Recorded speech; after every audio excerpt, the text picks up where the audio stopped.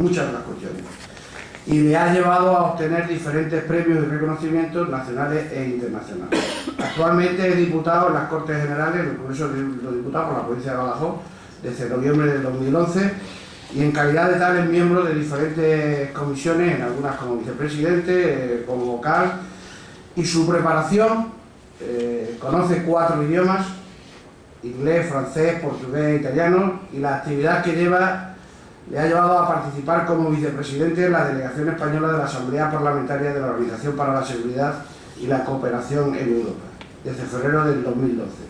Que creo que esta actividad y esta implicación es lo que está en el origen un poco de la invitación a la consolidación, ¿no? Es representante especial para asuntos de frontera en la Asamblea Parlamentaria de la Organización de Seguridad y Cooperación en Europa, y además los que lo conocemos, que somos la mayoría, podemos dar también testimonio de del trabajo constante que ha tenido entre las relaciones entre España y Portugal a través de numerosas actividades, algunas de las cuales le han traído a esta misma sede, ¿no? Anteriormente formó parte de la Asamblea de Extremadura y miembro de la Junta de Extremadura como vicepresidente y director del gabinete de la presidencia. Yo creo que el currículum, la experiencia y la actividad le hacen una persona idónea para hablarnos de un tema de candente actualidad, muy difícil. Pues, algunos me preguntaban antes de decir, ¿crees que seremos capaces de entender exactamente lo que aquí pasa? Y yo me parece que es bastante complicado, pero estoy seguro que desde luego muchas de las ideas nos las va a aclarar Ignacio Sánchez. Así que, cuando quieras. Muchas gracias, Lorenzo. Gracias a todos. Me consta que había varias convocatorias culturales esta tarde. Está bien, os lo habrán dicho muchas veces los conferenciantes. En Badajoz a las 8 de la tarde os das una conferencia o te la dan. Así que me reitero en la broma que seguramente habéis oído muchas tardes. Muchas gracias por la presencia, por la invitación. Es un placer, como siempre, estar en la económica. Yo creo que los diputados y los senadores de Extremadura, de Badajoz, somos invisibles. O sea, la gente de aquí no tiene ni la más puñetera idea de lo que hacemos en Madrid. Porque la prensa sencillamente no se preocupa de lo que hacemos en Madrid. Yo recuerdo que en los años 70, cuando empezó la primera legislatura de las Cortes Democráticas, el OI desplazaba a un periodista todas las semanas a Madrid y hacía una crónica semanal con todo lo que hacían los extremeños que estaban en las Cortes. Esa buena costumbre se perdió y ahora yo me encuentro con muchas personas que han tenido que ver con la política, que siguen la vida pública y me preguntan, ¿tú dónde estás? Bueno, estoy en el Congreso, pero somos invisibles. Y esto que voy a contar hoy es parte de nuestra invisibilidad. Aparte de las funciones habituales como diputado, que tienen que ver con las comisiones a las que pertenezco, las Cortes españolas pertenecen a varias instituciones internacionales, Consejo de Europa, la OTAN, la OSCE, y en esas instituciones que tienen una rama parlamentaria, las Cortes españolas envían una delegación. En el caso de la OSCE, que es la delegación en la que yo trabajo, somos 10 diputados y senadores que formamos la delegación española. El presidente es un senador del PP y el vicepresidente soy yo. Somos 10, participamos en las sesiones de trabajo habituales de la institución y además participamos en una de las funciones esenciales de la OSCE, en la que tiene más prestigio y más reconocimiento del mundo internacional, que son las misiones de observación internacional. Las misiones de observación electoral internacional, para que quede claro, no son una intromisión de una organización internacional en la vida interna de un país, no son una delegación de críticos o de cotillas que van a examinar por su cuenta lo que hace un país, sino que derivan de unas obligaciones internacionales que cada país se impone a sí mismo. Todos los países firmantes de los acuerdos de la OSCE y se obligan a sí mismos a recibir, a invitar a sus selecciones a observadores internacionales. Por lo tanto, nosotros vamos a hacer observación internacional siempre a invitación del país. Y el país se ha obligado a sí mismo a cumplir una serie de requisitos en su forma de hacer las elecciones que le obligan respecto de nosotros. Por lo tanto, no aparecemos allí sin que nadie nos diga nada, sino que siempre es a invitación del propio país. A veces no hay un acuerdo para hacer una misión internacional, no es habitual. Realmente los países, cuando invitan a las instituciones internacionales a hacer una misión de observación, están decididos a tenerla, sea cuales sean las condiciones que se les pongan. Sin embargo, recientemente, hace un mes y pico, Azerbaiyán invitó a la OSCE y a otras instituciones, al Consejo de Europa, a sus elecciones. La OSCE le dijo que el formato que consideraba necesario para seguir las elecciones en Azerbaiyán incluía tal despliegue de tantas personas durante tantas semanas, y Azerbaiyán no lo aceptó, y la OSCE decidió no ir a observar las elecciones. Eso supone para el país el riesgo de que sus elecciones no van a estar homologadas internacionalmente, pero también supone por parte de la OSCE la seriedad con la que hacemos las cosas. Las misiones internacionales de observación pueden ser, yo recuerdo la más grande en la que yo he asistido, 1.200 personas, Ucrania, y muy pequeñas, 60, 40, 100 personas en las más pequeñas. Las misiones de observación internacionales no consisten en que un grupo de 40, 50 o 150 diputados aparecemos por el país en la tarde antes, nos damos una vuelta por los colegios electorales y luego se emite una opinión. Las misiones internacionales son una cosa muy seria, comienzan por lo general un mes y medio antes de la celebración de las elecciones, se despliegan por todo el país una serie de equipos de expertos en parejas que cubren todo el territorio y que cubren todos los aspectos de la campaña electoral. Desde cómo se hace la propaganda, a cómo se hace el enrolamiento de los candidatos, si se respeta la financiación, si hay elementos de violencia, si hay presión con los medios de comunicación, se hace un minutaje de toda la presencia en televisión de los partidos y los candidatos durante un mes y una semana, un mes y 15 días. Una semana antes de las elecciones suele llegar el equipo político que está formado por un coordinador especial y por un jefe por cada una de las instituciones presentes. Hay un jefe para la OSCE, hay un jefe para la Oficina de Derechos Humanos de la OSCE, hay un jefe para el Consejo de Europa y un jefe para el Parlamento Europeo. Y por encima de todos está el coordinador especial, que es el político que dirige y coordina toda esa labor de otros políticos y de otros parlamentarios. Yo he sido jefe de misión en Turquía en junio, por tanto era jefe de la OSCE, igual que el jefe del Consejo de Europa y otros miembros de otras organizaciones, y por encima de mí había una colega que era una colega lituana. Luego he sido coordinador especial, es decir, el máximo responsable del monitoring electoral en Kirguistán, y ahora he vuelto a ser jefe de toda la misión internacional, coordinador especial en Turquía.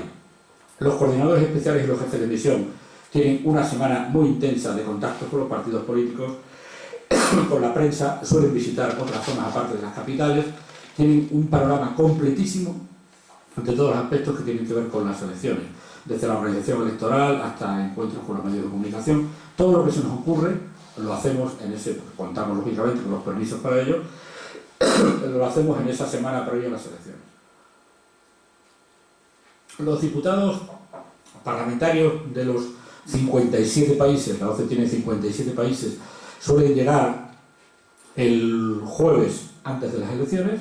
Durante el viernes y sábado reciben un completísimo briefing por parte de todo tipo de actores políticos, mediáticos, ONGs, administrativos, de tal manera que durante un día y medio están encerrados en un hotel recibiendo todo tipo de información, pudiendo preguntar, recibiendo líderes políticos, y a partir del sábado a mediodía se desplazan a partes del país que se han decidido previamente, donde van a ir los equipos de parlamentarios, y se desplazan con un chofer y un intérprete.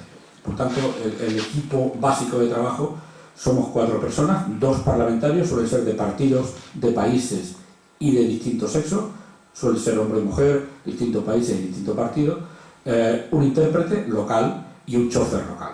Y nuestra forma de trabajar es siempre azarosa, siempre es no planificada. Nosotros tenemos una lista, por ejemplo, de los 70 colegios que podemos ver, y decidimos con el chofer o sobre la marcha qué colegios vemos, de manera que nadie pueda saber nunca dónde van a aparecer unos observadores internacionales, para que nadie esté prevenido de nuestra presencia. Lo que hacemos, lo tenéis delante, esas hojas son los formularios que tenemos que rellenar. Ese ejemplo me parece que es Bielorrusia.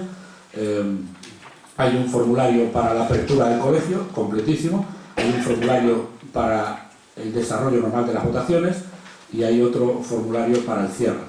Solemos hacer una apertura en un colegio, 8, 10, 12 colegios durante el día y un cierre. Nos quedamos dentro de la sala donde se hace el recuento, y luego todos estos papeles se van entregando a unos equipos estadísticos que trabajan durante toda la noche de las elecciones de tal manera que a la mañana siguiente, a las 8 de la mañana, los políticos nos reunimos con los datos que ya tenemos, datos que han sido recogidos durante toda la campaña y sobre los que ya tenemos lógicamente una idea, y datos sobre el día de las elecciones, y esa mañana siguiente, el lunes, nos reunimos y a las 2 de la tarde, 1 de la tarde, se hace ya una rueda de prensa con las declaraciones oficiales, nuestra opinión, la opinión preliminar de la organización, de la misión de monitoring internacional que ha visitado ese país. Nuestras ruedas de prensa son recibidas bien o mal, dependiendo de la opinión que tengamos. Yo he vivido situaciones de todo tipo, desde ruedas de prensa en las que no ha habido ninguna pregunta, por ejemplo en Kirguistán, a ruedas de prensa con una enorme cantidad de cuestiones por parte de la prensa, por ejemplo en Turquía.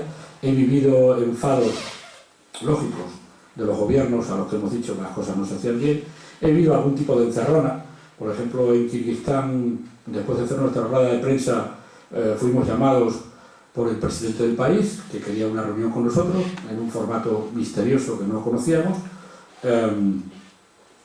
Acudimos, los que quedábamos de la misión internacional, y nos encontramos con una encerrona que consistía en que allí no era una reunión con el presidente, estaba toda la prensa, y el presidente quería que delante de la prensa dijéramos maravillas de sus elecciones, cosa que obviamente no hicimos, aunque otras organizaciones internacionales, digamos, menos exigentes o prestigiosas, por ejemplo la Organización de Países Árabes, dijo maravillas.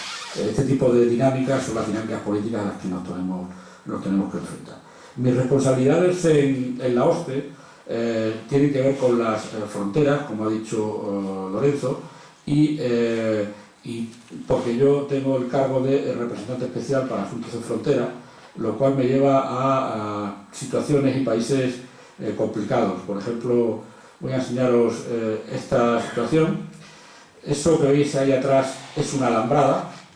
Esa alambrada ha sido puesta en medio del campo por las autoridades no reconocidas de Osetia del Sur, que es una región de Georgia que se independizó de facto de acuerdo a partir de un conflicto bélico con Rusia, y Rusia tiene encargado el control de las fronteras de este país, y esas vallas separan, por ejemplo, a la gente de su banco, de su médico, de su pueblo, de su familia y de sus vecinos, con lo cual se producen situaciones francamente terribles desde el punto de vista humano. Yo aquí estoy visitando esa zona acompañado, este hombre se llama Víctor Banishvili, su casa está aquí detrás, y él si pasa esta valla, tirando una tabla sobre ella, puede ser multado y con unas cantidades que son enormes para los estándares de vida del país. En esta misma frontera veis, por supuesto está militarmente controlada. Esta parte de acá es que es un soldado georgiano, la parte de la derecha está bajo control ruso por las autoridades, y esto por ejemplo son cámaras para vigilar esa frontera ilegal establecida mediante el sistema de verjas. Vais a ver otra situación también muy poco habitual para nosotros, que es en otra zona de la frontera. Veréis cómo, bueno, aquí nos están vigilando los amigos rusos, pero esto es otra zona de frontera en la que efectivamente los controladores rusos echan una verja. Esto es un pueblo, era un pueblo, aquí echan una verja y dividen a unos vecinos de otros, de tal manera que algún vecino, aquí vivía una persona, que ahora la veréis, la verja se echó aquí, de facto. Este hombre se llevó todo lo que pudo de su casa, los marcos de madera, en fin, los muebles, etcétera, y construyó su casa 300 metros dentro de la zona de Georgia. Estos son soldados georgianos, esta es la persona, y ahora veréis cómo nuestros movimientos son cuidadosamente controlados por los rusos que están en esa casamata en la zona controlada. Esto es parte de las misiones que me corresponde hacer como responsable de fronteras. He ido a Gibraltar, he ido a muchos otros sitios donde hay este tipo de dificultades, y eso forma parte también de la experiencia de la OSCE. Turquía. Vamos a ver, obviamente no es momento ni lugar de hacer una historia de Turquía, pero hay que hacer algunos elementos que nos permitan aclarar algunos errores que se suelen tener en España sobre Turquía. Y son los siguientes. Turquía no es un país árabe. Turquía es un país musulmán, de mayoría islámica, pero no es un país étnicamente árabe.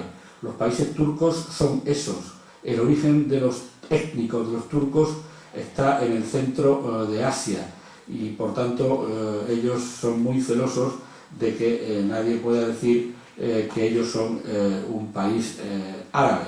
Estos son los países de origen étnicamente turcos. Por tanto, el origen de Turquía es un origen que está en Centro Asia. Pero hay turcos en cualquier sitio que os podáis imaginar, en el norte de Siberia. Los indios americanos provienen, está probado por la arqueobiología, arqueobiología, que por los estudios cromosómicos, todos los habitantes de América provienen de una etnia de origen turco que vivía en esta zona de Kirguistán. Los turcos, por muchos motivos, los movimientos de población en estas épocas prehistóricas eran continuos, igual que los indoeuropeos. Los turcos se movieron en toda la zona del Caspio, atravesaron el Caspio y comenzaron a instalarse en lo que luego sería Turquía propiamente dicha como país actual. Por tanto, primera referencia, Turquía no es un país árabe. Turquía es un país de religión mayoritariamente islámica, pero no es un país étnicamente árabe. Ellos son blancos, son de raza blanca pura, podríamos decir, ¿no? Históricamente, los turcos que vienen de esta zona del Caspio y atraviesan, también presionados por las fuerzas mongolas y por los hunos, comienzan a instalarse al oeste del Caspio, en la parte también oriental de Anatolia, mediante una fórmula de tribus aisladas. No se trataba de una gran invasión, no lo fue por lo menos en el momento inicial, hasta que luego ya sí, con los llamados selyúcidas, tomaron buena parte de Anatolia. Aquí estaba el Imperio Romano de Oriente, recordáis, y a ver si podemos buscar el mapa mejor. Aquí estaba el Imperio Romano de Oriente. Los turcos, así llamados a sí mismos, comienzan a invadir parte del Imperio Romano de Oriente. No pueden conquistar Constantinopla, pero entran en Bulgaria, en los Balcanes, van ocupando buena parte de esa parte de Europa y de Grecia, van ocupando algunas zonas también de la actual Siria y hasta el actual Azerbaiyán. Este es el máximo grado de ocupación del Imperio Otomano. Turquía es un país que fue un imperio, y como todos los países que han sido un imperio, como España, como Gran Bretaña, como Rusia, tiene un sentido de la historia y un orgullo del pasado, porque saben que han sido generadores de muchos países, de muchos reinos, de muchas naciones, y eso lo tienen muy a gala. O sea, además de este Imperio Otomano, recordamos que hay una enorme cantidad de pueblos étnicamente turcos, que además ahora tienen una organización en Centro Asia. Eso da una idea de que Turquía no es un país remoto, pobre, aislado, como han podido ser otros países cercanos como Siria o como Armenia, ¿no? Turquía ha sido el origen de un imperio enorme y por tanto un país rico, poderoso y capaz de modificar el modo de vida y la religión de una buena parte de todos sus vecinos históricos. Ellos eran generalmente permisivos con la religión de los demás, aunque siendo la religión oficial del imperio, muchas de las personas bajo ocupación del Imperio Otomano se hicieron islamistas, y de ahí viene, por ejemplo, toda la tradición musulmana en los Balcanes, o en parte de aquí en Moldavia está Gagausia. Gagausia es una región autónoma de Moldavia, yo he hablado con sus autoridades, tiene un aspecto más parecido al turco que al eslavo del norte, como serían los ucranianos, que son vecinos, y conservan tradiciones culturales y un lenguaje similar al turco. Pero hay turcos, por supuesto, en todo Oriente Medio, hay turcos muy al norte, en Ucrania, y hay turcos étnicos por mezcla también en la zona de los Balcanes. Pero ellos no imponían la religión, mientras con los cristianos, a los que ellos consideraban en cierto modo primos, porque eran también provenientes de una cultura del libro. Para ellos el Corán para nosotros la Biblia. Ellos les bastaba con que, como pasaban los imperios que duraron, como pasó el Imperio Romano, una gran permisividad con las costumbres locales y una cierta sujeción al derecho y a los impuestos centrales del imperio, lo cual le dio una enorme capacidad de penetración y permitió parar, digamos, las fuerzas nacionalistas que acaban al final con todos los imperios durante varios siglos. Ellos crearon varias élites, una élite funcionarial, a los cristianos islamizados los llevaban a la capital una vez tomada Constantinopla en 1453 y formaban parte de la administración del imperio, y ellos tenían además los genízaros, que era una fuerza militar poderosísima, perfectamente entrenada, tenían prohibido casarse y eran unos soldados famosos con los que se intenta los varios asaltos a Viena hasta muy tarde, hasta 1683, fue el último sitio de Viena por los turcos. Tenían costumbres que nos pueden parecer bárbaras. Los sultanes mataban a todos sus hermanos para que no hubiera problemas dinásticos, lo cual es una fórmula bastante radical de acabar con los problemas dinásticos. A partir de 1400 se hizo casi una costumbre y intentaron una penetración en Europa que solo fue parado por los húngaros. Acordaos de la historia de Drácula. Drácula era en la actual Rumanía, entonces Hungría, era Vlad III Drácula, era un príncipe de esa zona de Valaquia que que mantuvo la frontera con los turcos y fue conocido por su crueldad, y de ahí la leyenda que dio lugar luego al mito literario de Drácula. El esplendor del imperio son los siglos XVI y XVII. En ese momento el imperio llega desde el Caspio hasta la frontera con Marruecos, es decir, un enorme imperio, pero como les pasa a todos los imperios, esa enormidad geográfica al final tiene problemas. Ya era, como lo es hoy, y como decía el título de mi conferencia, Turquía una bisagra, porque Turquía es el tapón que impide la penetración mongola por esa parte. Aquí estaba lo que se llamaba la horda, de Golden Horn, la horda dorada, que era la penetración de los vándalos que llegan prácticamente a la actual Unión Europea, a la actual Europa. Ellos eran un tapón militar que dificultaba, con avances y retrocesos, dificultaron la entrada de los mongoles. Nunca llegaron a tomar Viena, que era su gran objetivo. Propio Carlos V, nuestro Carlos I, fue uno de los jefes cristianos que impidió uno de los ataques, y nunca llegaron a tomar Viena. A partir de ese momento, 1683, comienza un poco la decadencia del imperio por muchos motivos: corrupción, burocracia, era una enorme cantidad de terreno para ordenar, para administrar, y por otra parte el nacimiento del capitalismo en Europa comienza a crear unas formas de vida y una agilidad y una capacidad comercial que el Imperio Otomano no estuvo en condiciones de caminar a su lado. Comienza una época de gran corrupción, de sobornos, de una mala administración, una pérdida de control de las provincias que estaban muy lejanas. Se pierden los Balcanes, Rusia presiona por el norte y se pierde toda la parte del Cáucaso, y se habla en esa época, en el siglo XIX, de Turquía como el hombre enfermo de Europa. Era una forma de referirse a las dificultades. Conoce, como siempre, revueltas nacionalistas en los Balcanes, en Egipto, y hay un momento clave, que es cuando los sultanes temían el poder de los genízaros, crearon un ejército nuevo, paralelo, para acabar con los genízaros. Los genízaros se resistieron y fueron masacrados, pero en ese momento Turquía se queda sin un verdadero ejército. Ni el viejo ejército genízaro, que era de una gran profesionalidad, ni un nuevo ejército con moldes más europeos, lo cual le conduce a una gran debilidad y a muchas pérdidas territoriales. En esa situación se produce, como en todos los países europeos, un movimiento de regeneración, que en Turquía se llamó Tanzimat, que es un poco la reforma, la reordenación, en la que mucha gente ya formada en estándares europeos, formada en universidades europeas, comienza a ver que la fórmula del Imperio Otomano no es posible continuarla en una vecindad en que los estados se organizan como tales estados, en los que el capitalismo y el comercio son la forma habitual ya de regulación social, y el Imperio Otomano seguía con fórmulas islamizadas, con fórmulas del viejo comercio, que no tenían nada que ver con lo que estaba pasando en Europa.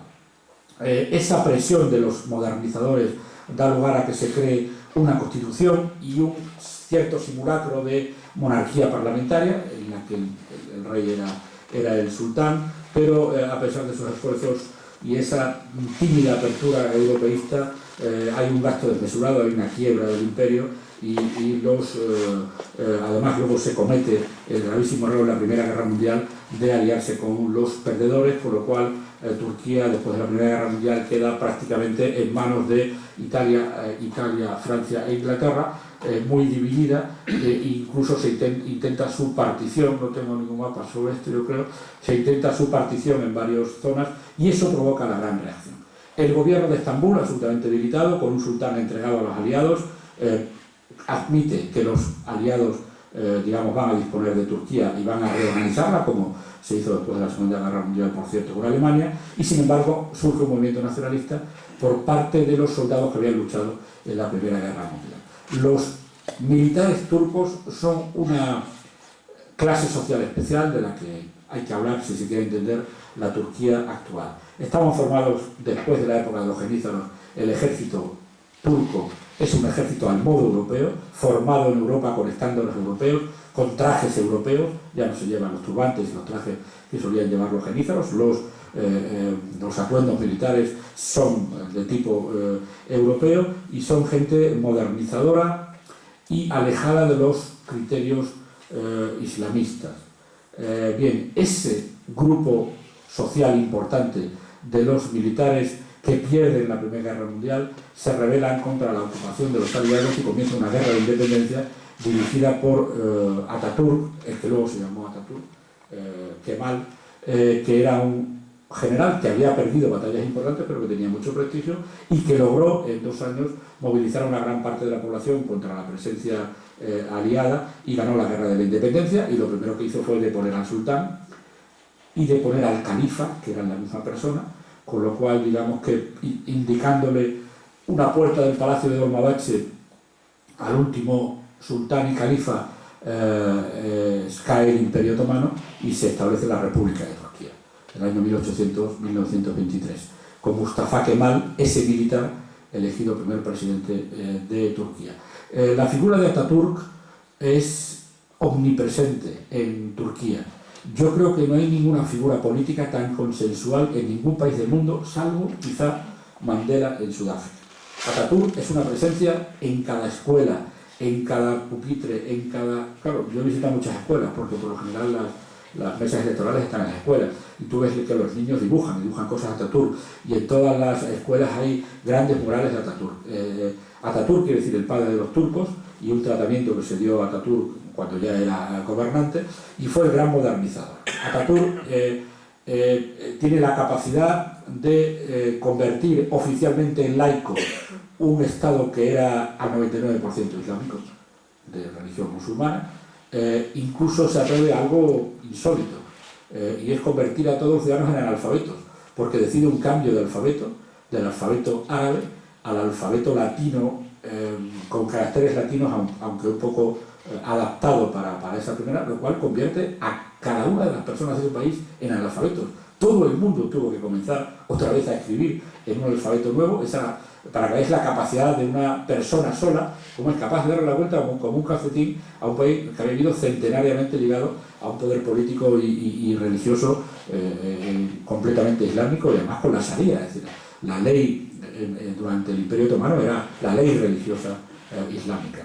Él promueve una completa modernización del país, se prohíbe el fez, que era el gorrito cilíndrico rojo que habéis visto muchas veces, se prohíbe el fez, todo el mundo viste ropas europeas, desaparecen los velos, las escuelas ya no son religiosas, se prohíben las madrasas, y Atatürk, en su gobernación de 15 o menos de 20 años, da por completo la vuelta al país. Y eso deja muchos rastros. En primer lugar, hay una primera época de un gobierno de partido único, el partido de Atatürk, solo después de la Segunda Guerra Mundial, en la que ya sí Turquía se situó bien con los aliados, aunque no tuvo una gran participación en la guerra. La guerra era el sitio de los espías, como era Lisboa y otros países, digamos, del entorno del conflicto. Se sitúa bien y Turquía queda bien situada después del reparto de las potencias después de la Segunda Guerra Mundial. Pero Atatürk ha conseguido que Turquía sea un país respetado en la comunidad de naciones, respetado por sus avances, respetado por el crecimiento de la riqueza y por la lucha contra la pobreza, y Turquía se puede considerar, con sus peculiaridades, una democracia parlamentaria a partir de la Segunda Guerra Mundial. Hay un cambio de gobierno en el año 1940 y tanto, en la que entra un partido a gobernar diferente del partido de Atatürk, y por tanto comienza una serie de elecciones en términos similares a los de otros países. ¿Cuál era la diferencia esencial en Turquía? La diferencia esencial era lo que podríamos llamar el kemalismo.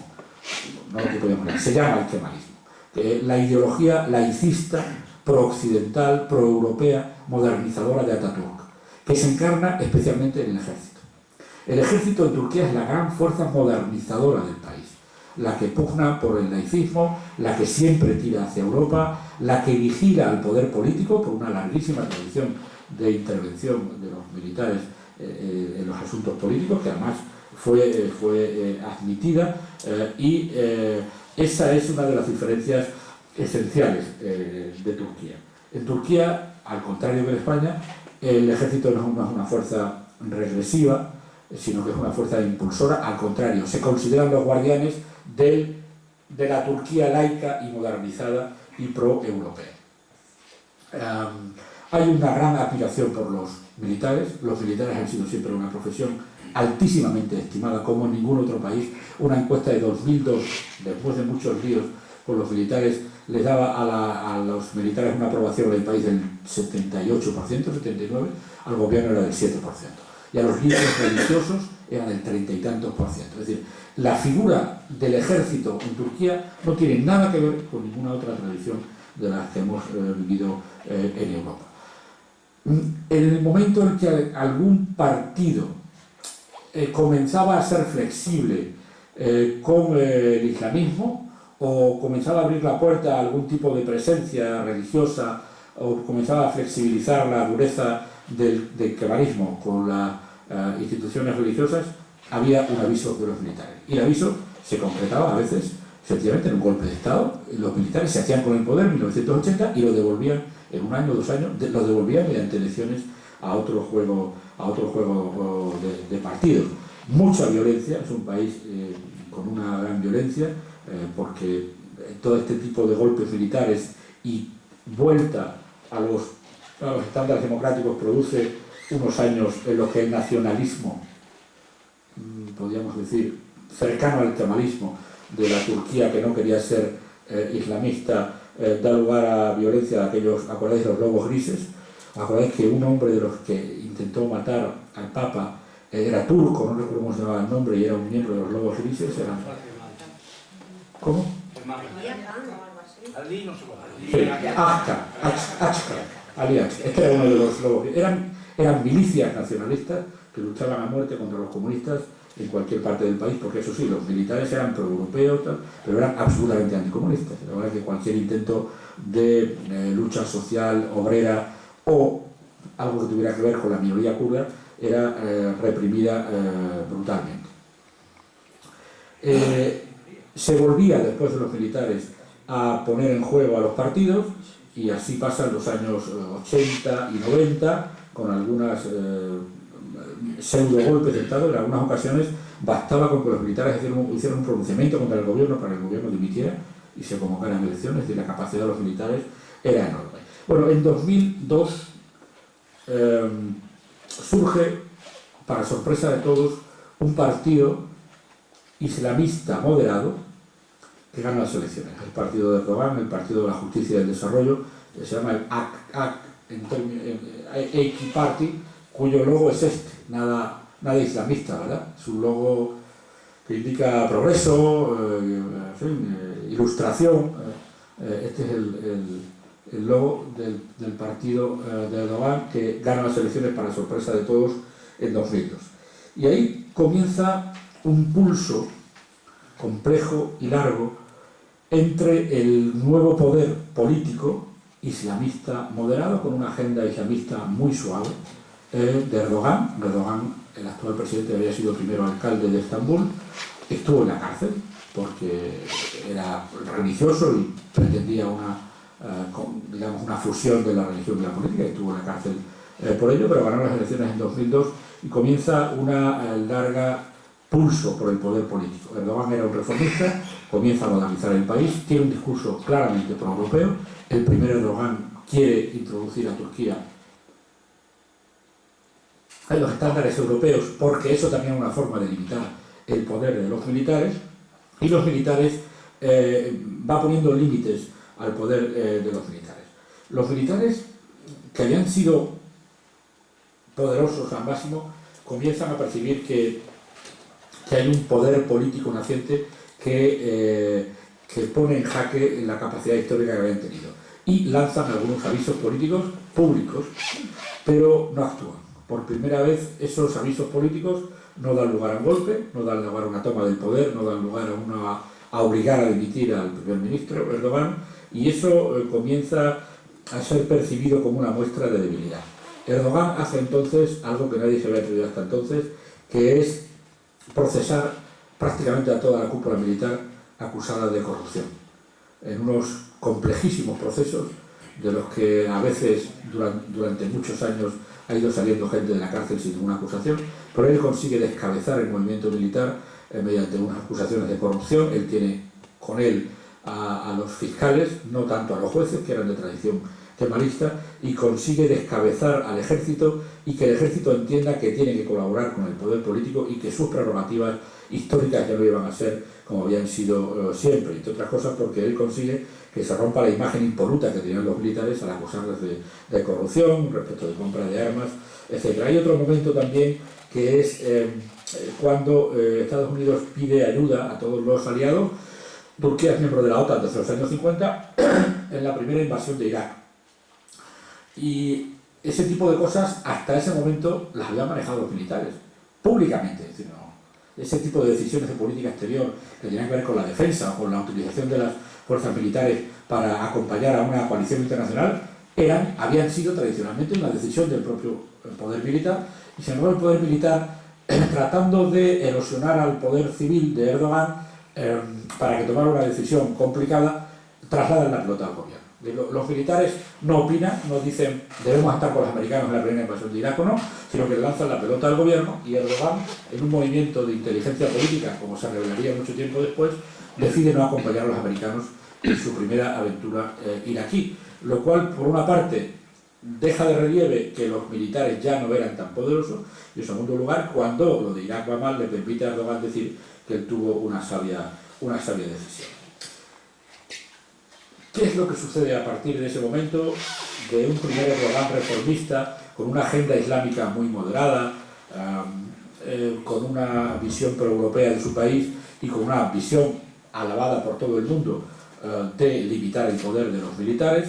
¿Qué sucede? Pues sucede que de repente Erdogan se ve con una serie de victorias electorales muy claras y comienza a exhibir su agenda oculta, que era una agenda islamista menos moderada, y comienza a decir que ya no se puede prohibir el velo a las chicas. Las mujeres tenían prohibido el uso del velo, por ejemplo, en los lugares públicos. Las chicas que eran de religión musulmana o de tradición musulmana y en su casa usaban velo, tenían que quitarse el velo cuando llegaban a la universidad. Este tipo de conflicto social importante por pequeñas cosas comienza a darse, y hay una novela muy interesante de Orhan Pamuk, el premio Nobel turco, se llama Nieve, es sobre el este de Turquía, y ahí se refleja muy bien el conflicto de la gente joven con el velo, si ir, si no ir. Hubo suicidios de chicas a las que se obligaba a quitarse el pañuelo. Fue una cosa socialmente compleja, pero mostró que Erdogan traía una agenda oculta, y que su islamismo tan moderado de la primera época, a partir de 2002 a 2008, 2009, comienza a ser un islamismo más profundo. Por supuesto, ya se habían reabierto la enseñanza religiosa, y empieza una deriva de Erdogan, de un Erdogan al que todo el mundo saludaba como el gran modernizador, como una especie de segundo Atatürk, una época en la que a Turquía se la ponía como ejemplo de que en los países de tradición islámica también podía ser democracia, y se ponía a Turquía como el gran ejemplo para todo el mundo musulmán. Pasamos ya a escaramuzas, a conflictos y a una creciente deriva autoritaria del gobierno de Erdogan. Se comienza a reprimir a los partidos políticos de la oposición, se comienza a reprimir a la prensa y se comienza a reprimir cualquier movimiento de protesta. Recordaréis que en las primaveras árabes también se produjo una cierta eclosión social en toda Turquía, pero que tuvo su epicentro, como aquí en la plaza de la Puerta del Sol, cuando acamparon, todo eso, en Gezi Park, que es un parque al lado de la plaza de Taksim, en Estambul, se produjo una protesta. La excusa era pequeña, era un problema urbanístico sobre acabar o no con unos jardines, pero lo que surgió allí era el reflejo de una sociedad que comenzaba a resistirse a la agenda islamizadora de Erdogan. La gente que protestó en Gezi Park eran jóvenes proeuropeos de clase media y educados. Y sin embargo, Erdogan se hace fuerte en el mundo rural, en el mundo en el que la religión tiene un gran valor, y no hay más que ver los mapas electorales que ahora veremos, para ver cómo todo el interior de Anatolia vota mayoritariamente al partido de Erdogan, también porque la religión sigue siendo un poder muy influyente. Erdogan, en esa deriva autoritaria, comienza a tratar esas protestas con muy poca mano izquierda. Hay una represión policial brutal, muere un chico, muere un adolescente por la policía, son calificadas las personas que protestan de gamberros, y se produce un movimiento por todo el país que es conducido mediante una cierta violencia por parte del gobierno. Además, comienza una cierta frialdad con la Unión Europea. Ellos habían sido candidatos a la Unión Europea, pero la agenda no avanzaba porque Turquía no avanzaba en sus reformas, y las obligaciones que hay para entrar en la Unión Europea, aunque sea como asociado, son tales y tales y tales, y Turquía no avanzaba, y comienza una cierta frialdad en el país. El Erdogan pro-europeo, moderadamente islamista y razonablemente demócrata, comienza a derivar en un nacionalista islamista, en el que la idea de la Turquía poderosa frente a una Europa que ellos consideran racista, los turcos se les ha hecho creer que su no entrada en la Unión Europea es por racismo, por su religión, y es verdad que muchas veces en Europa les confundimos con árabes, y lo que son musulmanes, mayoritariamente musulmanes, pero en realidad la agenda europea no avanzaba porque el país no avanzaba con los compromisos que tenía que tener. De tal manera que en esa época Turquía consigue algo que están consiguiendo muchos países, que es un gran avance económico. Turquía se convierte en un auténtico tigre económico, se habla de los tigres de Anatolia, no sé si has oído la expresión, son ciudades del interior turco con un gran desarrollo industrial, sobre todo manufacturero, que hace que crezca todo el país. El país no solo crece en Estambul, el país crece por todo el país y por Anatolia, que en las zonas rurales muy tal, y con lo cual consigue una especie ¿cómo diría?, de protestantismo en el sentido económico, de calvinismo islamista. De mucha actividad económica, un gran apoyo a la economía, pero con una agenda social y de costumbres absolutamente moderada. La última deriva de Erdogan es francamente preocupante. Voy a ver si os enseño algunas fotos para que os hagáis una idea de a lo que me refiero.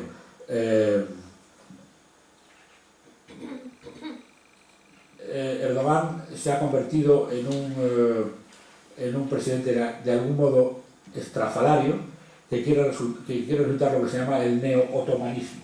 Esa foto es de principios del año 14 o incluso del año 15. Es una recepción en el Palacio de Erdogan en el que él se hace acompañar de soldados vestidos con todos los trajes militares de la época del Imperio Otomano. Ahí tenéis trajes de todo tipo, lo cual se ha dado en llamar un cierto neo-otomanismo. Hay una idea imperial que se expresa perfectamente en esta foto, o en disparates como el palacio presidencial que acaba de aprobar y que ha costado cerca de 300 millones de euros, que tiene 3.000 habitaciones y que es un auténtico disparate. El nombre que él le da a este complejo no es palacio, sino que utiliza una palabra del turco clásico para referirse a la plaza donde se concentraban las mezquitas y el poder político. De la manera que el nombre no es palacio, pero hay en 40.000 metros cuadrados, unos 400 millones de euros, había dicho mal, y dicen siempre que 3.000 habitaciones. Turquía, con ese crecimiento económico, se convierte en un país poderoso y hace una política exterior agresiva, en el sentido de configurarse como un poder más que mediano en el juego político, y Erdogan comienza a ordenar su sueño para el futuro. Erdogan le propone a su país pasar de ser un sistema parlamentario a pasar a ser un sistema presidencialista mediante una reforma de la Constitución, lo cual horroriza a los partidos de la oposición, que consideran que realmente lo que quiere hacer Erdogan sencillamente es erigirse como en un nuevo sultán y convertir a Turquía en un gran poder a imitación de lo que fue el poder de los sultanes, y Erdogan no encuentra ningún tipo de apoyo en los partidos del Parlamento. Con lo cual lo que hace es cambiar, porque en ese momento sí podía, que el presidente de la nación se eligiera por sufragio universal. Hasta entonces los presidentes, Abdullah Gül había sido elegido por el Parlamento, como en Alemania, como en Italia. Él lo que propone es que los presidentes sean elegidos directamente por el pueblo, como sucede en Portugal, como sucede en Francia. Y, lógicamente, él gana las elecciones y se convierte en presidente. Pero un presidente con una constitución parlamentaria. Por lo tanto, un presidente sin gran capacidad política. Y esa es la gran batalla que conduce a las dos elecciones de 2015. Él está empeñado en reformar la Constitución para hacer un sistema presidencial, y lo que ofrece al país es que su partido necesita tener 2/3 del Parlamento para proceder por sí solo a una reforma constitucional que convierta al país en un país presidencial. O, en caso de no alcanzar los 2/3, que alcanzara el número suficiente de escaños para poder convocar un referéndum por sí mismo y provocar ese cambio constitucional. Y eso es lo que propone al país en el año 2015. Por tanto, ¿cuál es un poco el marco de las elecciones en 2015? Un presidente crecientemente autoritario, con una agenda islamista cada vez más obvia, con un deseo de querer ser presidente ejecutivo, con toda la capacidad de poderes, y que para ello no duda en utilizar todos los medios a su alcance. Y una de las graves dificultades que tiene el país es el conflicto kurdo. Esta es la distribución de los kurdos. Los kurdos son un pueblo muy antiguo, que ha estado siempre situado en esta zona, entre Irán, Irak y Turquía. Son un pueblo que tiene su propia lengua, su propia etnia, aunque no son reconocidos como minoría por la Constitución turca. La Constitución turca solo reconoce como minorías a los armenios, a los judíos y a los griegos. Los griegos están en la parte de la... donde están ahora los de origen griego, están en esa zona donde fueron históricamente una gran colonia, en la zona del mar Egeo, donde están saliendo las pateras ahora. Este es otro mapa sobre dónde están la mayoría de los kurdos. Los kurdos han sido siempre desatendidos por el poder central, eran el pueblo, digamos, del que se reían los chistes, eran los taxistas de Estambul, eran la gente que limpiaba las casas de la burguesía de Estambul. Son un pueblo sometido y cuya cultura ha sido, como pasaba en el franquismo en España, ha sido dominada. El kurdo no se podía utilizar, no había televisiones en kurdo, y las tradiciones kurdas no eran respetadas. Sin embargo, Erdogan entendió que para llevar adelante antes de explicar la situación, los kurdos son un pueblo que nunca ha tenido un Estado, y de hecho ellos hablan de crear un gran Kurdistán en toda esta zona verde, lo cual implica a Turquía, a Siria, a Irak y a Irán. En realidad en Irak ya gobiernan toda la parte del norte, de facto hay un gobierno kurdo, aunque nominalmente bajo el control de Bagdad. A partir de que los aliados tomaron Irak, determinaron que hubiera una exclusión de aérea a partir del paralelo, no recuerdo si era el 33, y a partir de ahí ese Kurdistán iraquí funciona prácticamente como un gobierno, pero la idea de los kurdos es crear un gran Kurdistán en toda esta zona. Sometidos por el poder despótico del centralismo turco, nació un grupo terrorista, el PKK, el Partido de los Trabajadores del Kurdistán, de orientación comunista, que comenzó, como todo este tipo de grupos terroristas, una serie de atentados que convirtieron todo el este del país en una auténtica masacre. Son muchos miles de muertos. Lo nuestro con ETA es otra escala. Esto es una escala desde agosto de este año para acá, en que se volvió a la violencia, han muerto unos 200 miembros del ejército y de la policía. y había muerto alrededor de los 2000 militantes o civiles del PKK en las montañas donde tienen las bases. Es decir, esto es un conflicto violento de una escala que no es igual que la nuestra, pero para que nos hagamos una idea, es un pueblo, una nación cultural que sometida a un poder autoritario, una parte de esa gente joven que ha pasado por comisarías, que ha pasado por torturas, al final crea un movimiento de inspiración comunista que es el Partido de los Trabajadores del Kurdistán, que hace un grupo terrorista que hace atentados y mata gente en todas las zonas donde puede. Ese era un problema grave que afectaba a todo el país y que mantenía a los militares pendientes de esa situación. Obviamente esto no se maneja con policías, esto se maneja con militares, porque aquí lo que hay son bases militares en las montañas del este de Turquía, es decir, bases. No se trata como ETA de gente a la que no conoces y son vecinos tuyos.